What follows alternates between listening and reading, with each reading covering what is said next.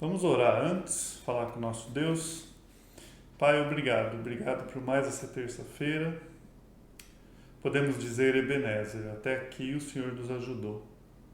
Ó Pai, nesse pequeno momento que vamos ter agora da Sua palavra, que o Senhor me ajude. Apenas servo sou. Desde já coloco aqueles que estão enfermos, coloco a vida do Sandro, que está assistindo aqui, a sua família, ó Deus, nesse tempo de pandemia, dessa enfermidade que chegou até eles. Proteja-os, ó Pai, cuide com a sua graça, com a sua misericórdia. Ó Deus, também quero colocar todos aqueles, ó Pai, que estão nesse momento no hospital, nos hospitais, aqueles que estão enfermos, padecendo. Coloca minha irmã Marilei, lá em Jundiaí, ó Deus, o Senhor possa visitá-la no leito também, com dores terríveis, ó Deus, a questão dos rins dela, que o Senhor possa estar ajudando isso, ó Pai. Ajude minha irmã, coloco ela desde já diante de Ti, ó Pai. O irmão Marinho também, no seu tratamento, ó Deus, no Pio 12, ó Deus, sê com ele, tanto no tratamento quanto nos resultados desse tratamento, nós colocamos ele diante de Ti. A sua esposa, Pai, sê com eles. Fortaleçam aqueles que estão lá no Pio 12, tratando. Coloco também o pessoal de Bebedouro, ó Deus, estão passando por lutas, a igreja de Bebedouro, ó Pai. Ó Deus, sê com aquela liderança, que eles possam ter liberdade de cultuar ao Senhor lá. Mas coloco a clínica, o meu amigo Falcão, aqueles que fazem hemodiálise, coloco todos eles. Coloco a minha esposa, ó Deus, questão da fibromialgia, sê com ela, Pai. E mais uma vez eu suplico, fale conosco essa noite, em nome do Seu Filho Jesus. Amém e amém. Tudo certinho aí? Vamos lá. Filipenses capítulo 2. Quem é esse Jesus? Vamos falar sobre Jesus. Esse é o nosso Cristo, é exatamente Ele. Quando Jesus esteve diante de Pilatos, esse texto que nós vamos passar hoje de Filipenses, eu usei ele no Natal, para que nós pudéssemos falar do verdadeiro Cristo. E quando Pilatos pergunta para Jesus Cristo, tu és rei? E Jesus fala assim, tu dizes que eu sou. Mas algo que Jesus diz ali, ele confirma, ele fala, para isso eu nasci. Eu vim para isso. Para isso eu vim ao mundo, mas para ser rei, ele continua, a fim de dar testemunho da verdade. Todo aquele que é da verdade ouve a minha voz. Então nós temos tendência a minimizar o nosso Senhor Jesus Cristo, diminuir a sua pessoa, a sua obra, e a palavra de Deus o exalta sobre tudo, sobre todos. Esse é o nosso Cristo Jesus. E o verso 5 diz assim, tende em vós o mesmo sentimento que houve também em Cristo Jesus, pois ele, subsistindo em forma de Deus, não julgou como usurpação ser igual a Deus, ou ser igual a Deus. Antes a si mesmo se esvaziou, assumindo a forma de servo, tornando-se em semelhança de homens, e reconhecido em figura humana. E a si mesmo se humilhou, tornando-se obediente até a morte, morte de cruz.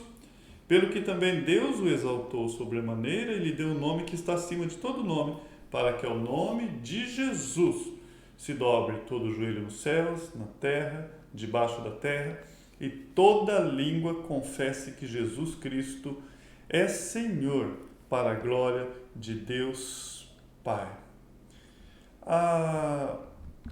Nós sabemos, estamos aprendendo Filipenses aqui, e nós sabemos que é uma carta totalmente pessoal, mas Paulo, ele prorrompe com esse hino, esse contexto aqui, ele é uma doxologia, é louvor, é adoração ao nosso Deus e à pessoa de Jesus Cristo. E ele entra com algo totalmente espiritual. Essa parte das Escrituras vai mostrar a condescendência do nosso Jesus Cristo, a sua benevolência. Ele vir até nós, é uma parte magnífica das Escrituras. De Filipenses, toda a carta de Filipenses é magnífica, mas esse texto é altamente teológico. É Deus vindo aqui, viver conosco, morrer por nós e retornar à sua glória. Esse é o lado divino da história. E nós vamos ver alguns pontos aqui do que aconteceu com Jesus, o que ele fez por você ao vir e morrer por você lá na cruz. Primeiro ponto, ele abandonou a sua posição soberana. Pois ele, subsistindo em forma de Deus, diz o verso 6, não julgou como usurpação ser igual a Deus. Algumas versões dizem assim, que embora sendo Deus, não considerou o ser igual a Deus, que era algo que deveria apegar-se. Se não me falha a memória, a NVI diz isso. Só nesse texto, ou nesses versos, nós podemos aprender algumas partes, ou vamos dizer assim, algumas teologia ou doutrinas. Usar a palavra aqui, doutrina, é mais correto. Nós já podemos identificar a sua pessoa, a sua natureza, o seu caráter, os seus atributos. E aqui, nesse contexto, essa declaração deixa bem clara que ele é Deus. Ele é Deus. Sua natureza é imutável, ele não muda. É a sua essência, é quem ele é. Essa é a primeira verdade que nós devemos aprender aqui. É quem Jesus Cristo é. Ele é Deus. É aquilo que você é. É inata, é imutável, inalterável. A sua natureza é de Deus. É aquela parte da pessoa que não pode ser alterada. É quem ela é. Por isso que quando nós chegamos lá em Mateus, logo que você chega no Novo Testamento, que o anjo parece a Maria, o que ele fala? Eis que a Virgem conceberá e dará à luz a um filho, e ele será chamado pelo nome de Emanuel, que quer dizer o quê? Deus conosco. Então ele é o Deus conosco. Ele era Deus, ele é Deus e ele sempre será Deus. Em nenhum momento ele deixou de ser Deus. Essa é a primeira verdade que nós temos que aprender. Quando você inicia o Evangelho de João, o que está escrito lá? No princípio, o que? Era o Verbo. O Verbo estava com Deus e o Verbo era o quê? Deus. E o próprio Jesus Cristo, no decorrer da sua caminhada aqui, ele vai deixando claro. Lá em João 8, quando ele bate de frente com aquela liderança, é um dos pontos que ele pega mais pesado ali, é naquele contexto que ele fala, vós tem por pai o diabo. Mas ele dá umas respostas ali profundas para aqueles homens que eles não conseguem compreender. Eles começam a falar sobre Abraão e ele fala assim, lá em João 8,58, antes mesmo, em verdade eu vos digo que antes que Abraão existisse, eu sou, apontando o quê? Quem é o eu sou que apareceu para Moisés? Eu sou Deus. Então ele diz para aqueles homens, olha, antes que Abraão existisse, eu já existia. Quando nós vamos em Colossenses, que é uma carta altamente cristocêntrica, diz assim, ele é a imagem do Deus invisível. Ele é o primogênito de toda a criação. Essa é a pessoa de Jesus Cristo. Nós, às vezes, minimizamos, às vezes, colocamos ele numa cruz e deixamos lá na parede, ou então numa imagem. Não, é uma pessoa e é o próprio Deus. E o verso 6, ele vai dizer assim, que sendo em forma de Deus, pois ele subsistindo, em forma de Deus, diz a minha versão, significa que as características e os atributos essenciais permaneceu numa pessoa, que permanece numa pessoa, permaneceu nele. No Novo Testamento, essa mesma palavra aqui, forma, como conformado, transformado, usado algumas vezes. A mesma palavrinha que está lá em Colossenses 3, 18b, quando você lê assim que nós somos transformados, o quê? De glória em glória, na sua própria imagem, como pelo Senhor Jesus Cristo. Então, como você está sendo transformado? Como que você está sendo transformado de glória em glória para ser a imagem dele? É algo espiritual. É uma transformação interna e não uma transformação externa. Em Filipenses mesmo, capítulo 3, do verso 10, você lê assim: para conhecer, nós já estudamos esse contexto aqui, esse conhecer não é de gnose, é gnosco, é um conhecer mais aproximado, vamos dizer. E o poder da sua ressurreição e a comunhão dos seus sofrimentos, conformando com ele na sua morte. Olha só. Lá em 2 Coríntios, nós somos transformados de glória em glória à sua imagem. Aqui Paulo está falando, nós tomamos forma da sua morte. Nós vamos nos conformando com esse Cristo. Então, literalmente, eu quero me tornar como ele. Em termos de características, atributos, atitudes, não exteriores, é interior. O exterior segue isso quando eu sigo a Cristo. E há verdadeiras mudanças na nossa vida quando nós cremos em Jesus Cristo e nós cremos que Ele é Deus e nós cremos que Ele veio, morreu por nós, deixou o Espírito Santo, a qual habita em nós. Jesus Cristo é Deus, Ele é o eterno Deus. O que os judeus condenavam Jesus Cristo? Por Ele ser Deus. Se disse, só Deus pode perdoar pecado. E ele, para que vocês saibam, é mais fácil falar que esse homem levante e ande ou falar que está perdoado os seus pecados? Então, ele perdoava pecado por quê? Porque ele é Deus. Ele não dizia apenas ser Deus, ele era Deus. Então, agora, aqui Paulo vai falar assim que ele, sendo em forma de Deus, não teve usurpação ser igual a Deus. A NVI diz assim: não considerou algo que deveria se apegar. Qual que é o contraste aqui? Lúcifer quis ser igual a Deus. Jesus não precisou fazer isso. Por quê? Igualdade com Deus não era algo que ele precisava usurpar.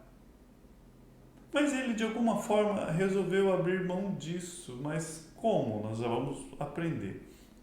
O que ele fez? Lá na igreja, eu lembro que eu dei um exemplo. Um rei vinha andando com o seu servo e aonde ele estava era congelado. Então, eles tinham colocado ali um carro, tipo um trenó com alguns cachorros, e estava o rei e o servo andando na parte congelada. E de repente eles foram cercados por lobos. E não daria tempo deles fugir, eles sabiam que eles seriam estraçalhados ali. E aí o servo pega e fala assim: Senhor, vá, e eu fico. E ele pulou do carro e foi atacado, devorado por lobos, enquanto o rei fugia livre. Salvou a vida do rei. E aí eu lancei uma pergunta para a igreja: isso é um quadro da pessoa de Cristo, do que Ele veio fazer por nós? Ele deu a vida por nós? Esse quadro está errado. Porque Jesus Cristo não seria, nesse caso ali, o servo, seria o rei. Ele veio e deu a vida por nós, mesmo sendo o rei. E ele pegou esse servo para que esse servo pudesse viver. Ele deu a vida. Então, quando nós chegamos no verso 7, ele diz assim: antes a si mesmo se esvaziou, assumindo a forma de servo, tornando-se em semelhança de homens e reconhecido em figura humana. Nós estamos aprendendo pela manhã que ele é o único que pode ser Senhor e servo, ninguém mais. Você vai ser eternamente servo, não tem um curso para você ser Senhor. E amém por isso que nós temos o nosso Senhor. Mas Jesus Cristo, ele é Senhor e servo. Ele nos serviu aqui. Ele veio e serviu pessoas pecadoras como nós. Eu vim para servir e não para ser servido. Então, esse termo esvaziou-se lá no grego, é esvaziar até que tudo se acaba. E a pergunta é do que realmente ele se esvaziou? E a gente pode cometer o erro, algumas pessoas pensam que ele se esvaziou da sua divindade, de ser Deus. Não, ele não fez isso porque ele não podia. Eu não posso deixar de ser o Dorian, que é a minha essência, que é a minha pessoa. Não tem como, não foi disso que ele esvaziou. Essa é a sua natureza, a sua essência. Outros pensam que ele deixou de ser Deus e passou a ser homem. Não. Ele não desistiu dos seus atributos como Deus. Embora ele possa não ter usado, mas ele não desistiu, porque ele é Deus. Do que ele desistiu, então? Nós não temos tempo para isso, mas João 17,5 ele fala assim: e agora glorifica-me, Pai, com o quê? Contigo mesmo, com a glória que eu tinha junto a ti antes que eu viesse ao mundo. O que ele esvaziou? O que ele está dizendo para o Pai que ele perdeu aqui? A sua glória. Ele se esvaziou da sua glória eterna, da sua glória, aliás, divina. Foi isso que ele deixou. É o que podemos ver no Monte da Transfiguração ali. Ele se privou da sua glória quando veio a este mundo. É um rei se despindo da sua glória, deixando ali as suas vestimentas reais, a sua coroa. Naquele momento ali, aquele rei passou a ser mais um só. E ele deixou o que para trás? A sua glória. Por isso que lá em Isaías 53 nós vemos que não havia beleza nenhuma nele para que os homens pudessem desejar. Nós cantamos lá na igreja, não é? Foi desprezado, foi rejeitado. E nós sabemos, olhando isso no Novo Testamento, que ele foi rejeitado, ele foi humilhado, ele foi cuspido, foi espancado. Ele abriu mão da sua honra, da sua riqueza. Veio montado num jumentinho, num jumento, não num alazão. Eu estava falando essa semana, domingo, para um irmão lá da igreja, de Colina, e eu falei para ele: olha, eu sempre tive vontade de montar cavalo, né? De montar no cavalo. Eu já dei aqueles passeios umas 2 vezes já em local que tem cavalo, mas não é aquilo não, tenho vontade de aprender mesmo. Mas você nunca viu alguém falar assim: eu tenho vontade de aprender a andar em jumento? Você já ouviu alguém falar isso? Eu queria aprender, eu queria ter... Não. Porque mesmo na nossa época, ainda o cavalo dá uma conotação de glória, não é isso? Então nós vamos aqui, nós estamos percebendo uma espiral, Jesus Cristo descendo. Paulo, quando ele escreve 2 Coríntios 2,9, ele fala: pois conhecemos a graça do nosso Senhor Jesus Cristo, que sendo rico, se fez pobre por amor de vós, para que por sua pobreza nos tornássemos ricos.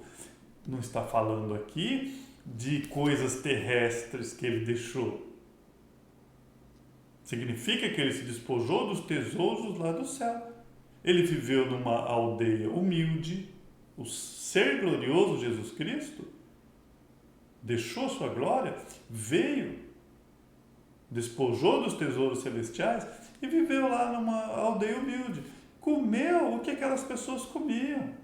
Tinha sua família, andava em ruas empoeiradas. Ele ficou totalmente sujeito ao Pai, abriu mão da sua vontade. Em João 5 e 6, você vai ler isso, no 6,38 você lê: porque eu desci do céu não para fazer a minha vontade, e sim a vontade daquele que me enviou. Olha o nosso mestre, o que ele foi deixando por amor a nós. Você vai ler o tempo todo, ele dizendo: eu só faço o que vejo o Pai fazer, eu só faço o que agrada ao Pai. Ele abriu mão do seu próprio exército, de usar a sua onipotência. Lembra quando ele estava para ser morto, quando ele foi capturado? e Pedro pegou a espada e queria lutar, e ele fala, deixa essa espada aí, Pedro, será que você não sabe que se eu pedir ao Pai, Ele manda 12 legiões de anjos? Isso está lá em Mateus 26. Ele abriu mão desse exército, não usou a sua onisciência. Lá em Mateus 24 ele fala, mas a respeito daquele dia e hora ninguém sabe, nem os anjos dos céus, nem o Filho, senão o Pai. Tem pessoas que têm dificuldade para entender esse texto. Eu li alguém que disse assim, que é como um rei que disse para o príncipe, olha, vai lá, você vai estar junto ao povo, e eu vou lá no dia, vou citar um exemplo aí, dia 25 de dezembro eu vou lá buscar você. Mas só que antes de você sair, deixa eu te falar. Você como príncipe, como cidadão comum, você não sabe disso, viu? Não é algo estranho de se dizer? Não. E não tem base bíblica nenhuma para isso. Imagina, chegar lá, eu sei, mas vou fingir que não sei. Isso não é de Jesus Cristo. Ele abriu mão de conhecimento desse tipo, embora sendo um com o Pai, eles são distintos. Quando estudamos a Trindade, nós podemos, por mais difícil que seja, nós entendemos que eles são distintos, agem separados, e isso não os torna desunidos. E não vejo dificuldade nenhuma em aceitar isso, não entender. Porque entender nós não entendemos por completo. São textos difíceis, mas aceito plenamente isso. Ele abriu mão da sua onisciência aqui. Lá em Mateus 27, 46, você lê assim, por volta da hora 9, ele clamou, dizendo, Eli, Eli, lama sabachthani, que quer dizer, Deus meu, por que me desamparastes? Então, o que mais que ele abriu mão? Abriu mão da sua glória, da sua honra, abriu mão das suas riquezas, do exército, da sua vontade. Olha o que ele abriu mão aqui, do seu relacionamento com o Pai, para fazer-se pecador por nós. Por isso que ele fala, por que me desamparastes? Naquele momento, todos os nossos pecados estavam sendo atribuídos a ele, lançados sobre ele. E ele seria punido na cruz pelo próprio Deus. Nós vemos como eles agem distintos, distintamente, embora sendo um. O Pai punindo o próprio Filho, ali, e os nossos pecados no Filho. E você lê, por que me desamparastes? Ele abriu mão, por um determinado momento, desse relacionamento. Existe muito mais mistério nisso que a gente pode entender. Mas essa é a natureza da sua humilhação. Você vai vendo que ele vai se humilhando. Abriu mão dos seus privilégios. E aplicando isso, coisa que nós não queremos fazer. Quem que quer abrir mão dos seus privilégios? A gente quer mais privilégios. Ninguém quer abrir mão. Ele abriu mão dos seus privilégios para vir ao nosso socorro. Deixou o seu conforto, deixou a sua glória para vir por mim. E o que é, aplicando na minha vida, que eu posso me sacrificar, que eu posso deixar de mim mesmo em prol ao próximo, seguindo o exemplo de Cristo Jesus? Porque se você lembrar, esse texto começa assim, tende em vós o mesmo sentimento que houve também em Cristo Jesus. Mas, se você voltar um pouquinho, nós lemos, nada façais por partidarismo ou vanglória, mas por humildade, considerando cada um os outros superiores a si mesmo. Não tenha cada um em vista o que é propriamente seu, senão também cada qual o que é do outro. Foi assim que começou esse texto. E nós olhamos Jesus Cristo abrindo mão. Esse é o nosso Jesus Cristo. Abrindo mão de tudo isso em prol nós pecadores. E Paulo fala, ele é o nosso exemplo. Olha o que ele fez. Abandonou os seus privilégios para vir ao nosso socorro. Colocou isso de lado por pecadores como eu e como você. É como um rei mesmo, que se despe das suas vestes reais e vem aqui nos visitar, pobres miseráveis, ajudar-nos a sobreviver. Ele aceitou ser escravo, verso 7. Antes a si mesmo vaziou, assumindo a forma de servo, tornando-se a semelhança de homens. Então você percebe, ele desceu. Ele não veio aqui para ser um rei novamente. Ele não passou de rei para rei lá no céu para rei na terra. Ele passou de rei para servo. Especificamente na sua reencarnação, ele veio para ser servo. Trocou as vestes reais, tirou a coroa, tirou as vestes e trocou pela, que eu posso dizer, pelo avental do servo. Ele veio para servir. Por isso que Mateus, que eu sempre cito, 20 e 28, ele fala, o Filho do Homem não veio para ser servido, mas para servir e dar a sua vida por resgate a muitos. O que ele serviu? O que ele deu? Ele saía com uma bandeja? Ele deu a sua própria vida.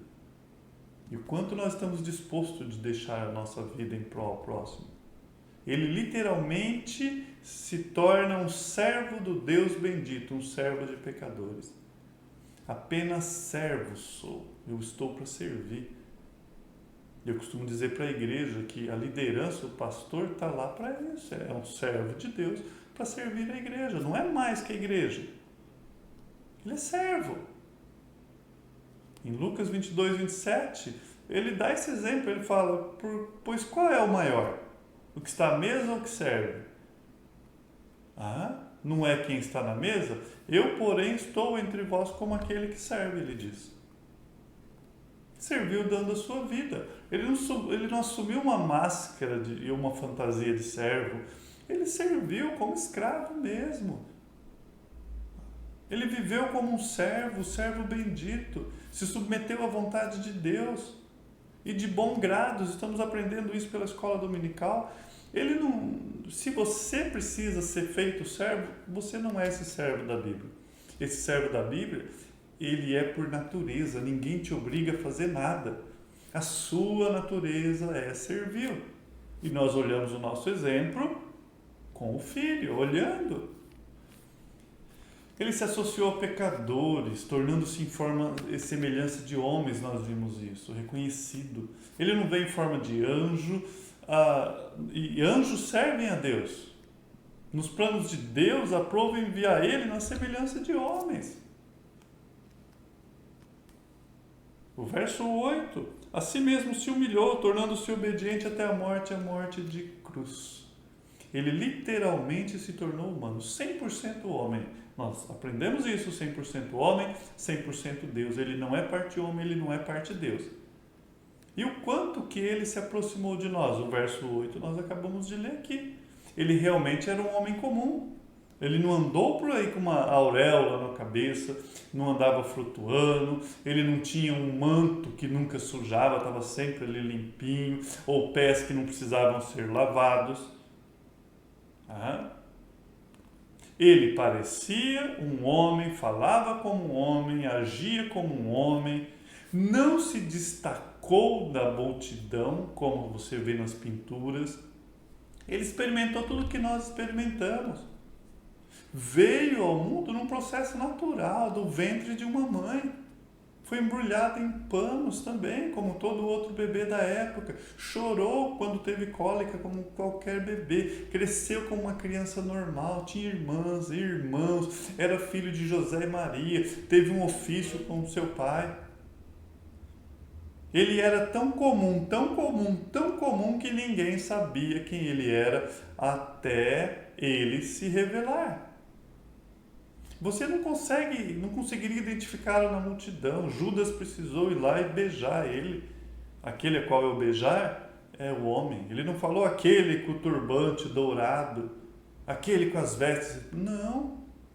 Teve fome, teve sede, teve sono, irou-se, entristeceu, chorou. Ele era humano, se vestia como as pessoas da época, nasceu numa manjedoura insignificante, uma aldeia insignificante. Uma mãe comum, um pai comerciante.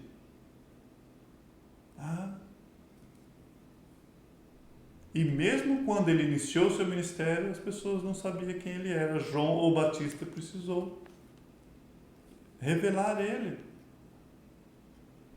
Quando falava, usava a voz de homem. E mesmo mostrando autoridade sobre as trevas, sobre a natureza, nós vimos várias vezes ele fazendo isso, o mar se cale-se, sobre a doença, mesmo ele fazendo tudo isso, as pessoas não acreditavam nele. E terminando, ele tinha uma postura altruísta, porque em verso 8 nós lemos que ele foi obediente até a morte. Ele carregou o peso de todos nós pecadores. Ele suporta a ira de Deus que era destinada a nós.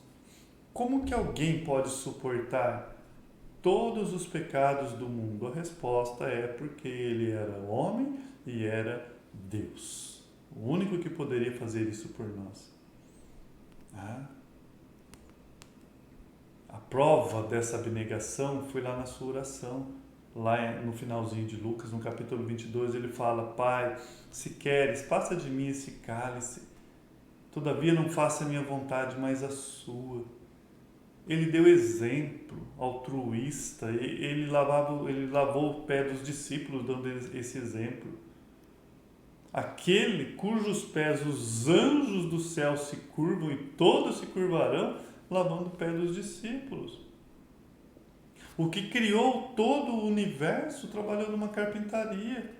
Se humilhou até a morte, morte de cruz. Quão baixo?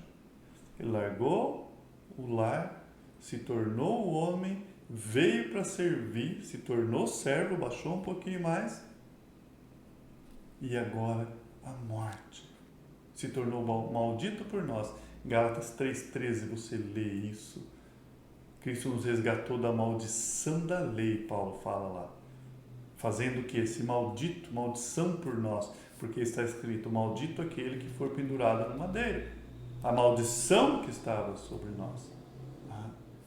Essa é a mensagem maravilhosa do nosso Jesus Cristo. E do finalzinho, o verso 9 ao 11, aí é a exaltação. Nós queremos só essa parte aqui, né? Amados, como Cristo, não vai haver exaltação na nossa vida se não passar pela cruz primeiro. Primeiro veio a cruz, depois a exaltação. Deus o exaltou soberanamente, nós lemos aqui. Um nome. Pelo que também, por essa razão, que razão? A sua humilhação, Paulo fala. Ele passou por tudo isso, foi servo obediente, morreu por nós e Deus o exaltou. Lembra do que nós aprendemos? Aquele que se humilha, Deus exalta. Qual é o quadro de Jesus Cristo, se não isso aqui? E ele recebeu um nome que é sobre todo nome. Não é o nome Jesus ou Yeshua, como alguns estão dizendo, e coisa desse tipo. O contexto aqui, ele quer dizer Senhor, um nome que é sobre todo nome. Senhor. Deus o exaltou. A sua humilhação seguiu logo a sua exaltação. Ele foi ressuscitado dos mortos, nós sabemos, elevado à destra de Deus, restaurado novamente na sua glória que ele tinha deixado, restaurado os seus privilégios, com usar todos os seus poderes e atributos. E a palavra de Deus fala, toda língua confessará que Jesus Cristo é Senhor. Nos céus, o verso 11, para a glória de Deus Pai, o verso 10, para que o nome de Jesus se dobre todo o joelho dos céus, na terra e debaixo da terra. Toda língua confessa que Jesus Cristo é Senhor, para a glória de Deus. Você já confessou Jesus Cristo como o seu Salvador? Como que é esse Jesus na sua mente? Como que se configura isso quando você lê as Escrituras? Você lembra que Ele é Deus, Ele é todo-poderoso, o Criador de todo o universo? Você crê na palavra dEle? Quando Ele diz que nós deveríamos pedir ao Pai, que nosso Pai iria conceder? Amados, É a esse que nós vergamos, que nós dobramos o nosso joelho. É esse Cristo que vai voltar nos buscar. É esse que as pessoas rejeitam, que a humanidade rejeita. É esse, o Filho de Deus, o próprio Deus, virá nos resgatar. Vamos orar essa noite, agradecer ao nosso Deus por mais esse tempo. Pai, obrigado, Senhor. Obrigado pela sua santa palavra. Ó Pai, eu sei que aqui tem muito mais doutrina do que isso, muito mais teologia, mas na medida da nossa fé, que nós possamos contemplar a sua grandeza, ó Deus. Ó Pai, não nos deixe seguir um cristianismo como se fosse só uma religião, como se fosse só mais um entre milhares, mas que possamos reconhecer verdadeiramente o Seu Filho, ó Deus, a Sua grandiosidade, o Seu poder, que isso possa aquecer os nossos corações, de que Ele veio, morreu por nós, mas que Ele vai voltar. Te agradeço por essa terça-feira, obrigado, Papai, em nome do Seu Filho Jesus, amém e amém. Nós costumamos orar nas terças-feiras, eu e minha esposa fazemos isso também, e eu convido você a estar fazendo isso. Se você não está acostumado a fazer, inicie isso com a sua família. Se você já faz, lembre das orações. Eu sempre digo, se tem alguma oração, coloque aí nos comentários, eu vou estar orando, outras pessoas também oram.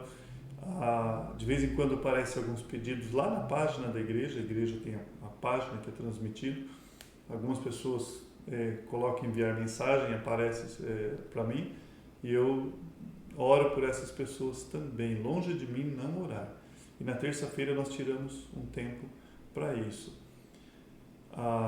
Esteja lembrando do Marcos, né? Falei dele a semana passada, ele não está bom, os exames não deu nada, mas ele continua com alguns sintomas. Ore por ele, pela Márcia também, por aquele casal, aquela família, e eu agradeço a Deus por eles fazerem parte da nossa vida, da nossa família também. Ore com tudo aquilo que nós já aprendemos aqui. Ore, abra seu coração, fale com Deus. Não deixe terminar um dia, você tendo a oportunidade e sendo desafiado de orar. Está aí sozinho, não tem ninguém? Você não está sozinho. Fala, eu vou ter um tempo agora com Deus. Vou desligar a televisão, vou parar, vou deixar o celular de lado e vou falar com Deus, vou aquietar minha alma e vou descansar nele. Amém? Louvado seja Deus. Até mais, se Deus assim permitir.